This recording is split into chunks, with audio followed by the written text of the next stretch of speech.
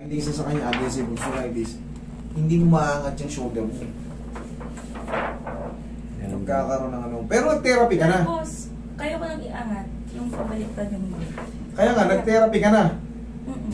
Kaya pala eh. Pero hindi, binasa ko lang. Kasi dati hindi mo maangat yan. Before pa rin ako mag-therapy na angat ko. O ba't yun ang finding sa'yo? Pero pabaliktad yung hindi ko kaya. Hindi ko malagay. Ayan, hanggang dyan lang. Clinical data, TC. Okay. Impression, supraspinatus, ito. Ito yung ano sa'yo. Dito tayo sa impression. Ito ang finding sa'yo, yung impression. Ito yung final ano, ito yung final diagnose eh. Impression. Supraspinatus and subcapularis and infraspinatus tendinosis. Okay? Minimal joint effusion and subcapularis bursitis. Bicipital tysinovitis, mild degenerative change and of the acromion joint. Minimal rotator interval edema and thickening of the anterior inferior glenohumeral ligament consider adhesive. Ito tama, adhesive uveitis. Okay, minimal. Hindi pa siya severe. Kumbaga minimal kasi nakalagay naman. Kaya nagtataka ako, naaangat mo ng ganyan kasi ang adhesive capsulitis talagang very tight siya. Kung nakalagay ay full or kung walang minimal. Kasi ang minimal, ibig sabihin nun, slight or gano'n lang ibig sabihin ng minimal eh. Okay, ang pinaka-pumuro sa'yo, itong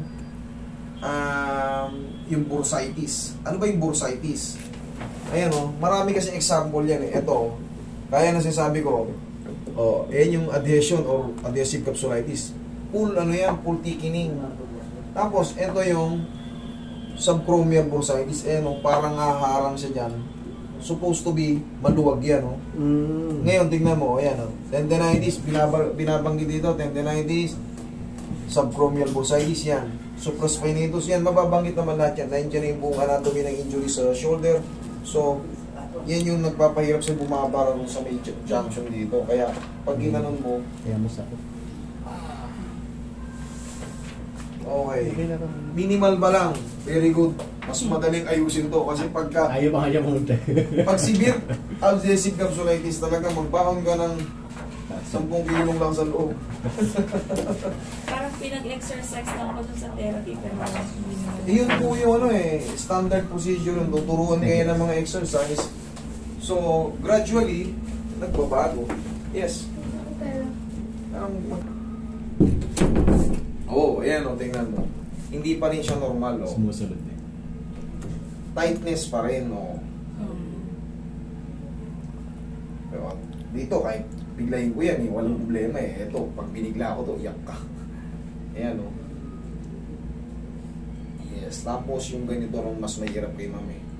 Yan ganyan. Okay.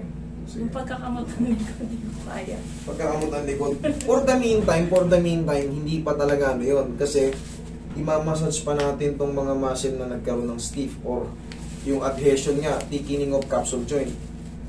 Gradually yung mangyayari dyan kasi hindi pwedeng pilitin yan. Pagka pinilit mo yan, magkakaroon tinatawag ng mga partial tear or full thickness tear. Hence, yun na yung yun talaga yung duration ng pain. Pero sa tingin ko naman, kasi minimal pa to eh. Hindi pa sagad eh. Okay, relax mo. Unahan pa rin natin ang haplos ng pagmamahal ng pao para hindi sobrang sakit. Kailan magsimula ito, madam? Last year po. Last year pa? Okay. Okay, relax na. Kung wala na ba na. One more. Okay, tapa. Actually, mataas nga yung pain toleration niya. Yung iba, nakita mo? Yes, that's normal. Yung mga ganun, pag nasa hagi mo siya, sakit. Tanggal ko yung shoes mo? Hindi na. Kaya, wala namang takla eh. Ayos. Tapos na, pag may... Okay, huwag mo namutan mo lang. One more.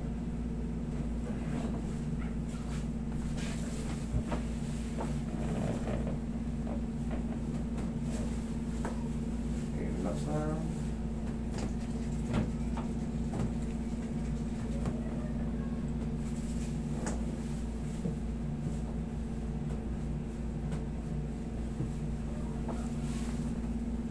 Massage mo na si Madam. Diretso lang po. Diretso lang. Taas niyo po. Yung Okay. Sige, lagay sa tiyan yung kamay. Yan. Wait lang. Yan ang pinakamasarap niya. Okay. Huwag mo lalabanan. Inhale. Exhale. Diyan lang muna, huwag tatayo. Hindi a few seconds na. Konti. Pero sundan mo lang ng haplos ng pagmamahal ng pawian. Ganun lang talaga. Last na to. Nag-isang pitik na lang to. Okay, relax. Huwag mo lalabanan. Oh, relax na. Taas naman yung pain toleration mo eh. Bilip na ako sa iyo. Thank you. Sige.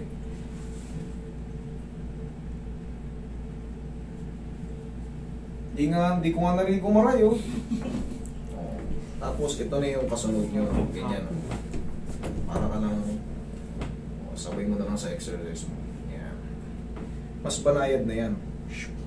Kanina di ba? Tightness pa oh. Kita nyo, mas banayad. Try mabuti niyo likod mo. Oh. Ito to. Naging bro ba? Yan. Naging Meron na siya, pero hindi pa siya perfect because of tightness nga rito. Because of adhesion or adhesive. Siyempre, para ka lang kakapit sa ano yan. Kunyari, may grills ka rito. O, kunyari ako yung grills. Sabihin mo sa akin yung masakit na. Sige, diretso ka lang. Kaya pa? Yan. Kaya pa. Yan. Kaya pa. Yan. ang layo na lang. Yan. Sige. Kaya pa?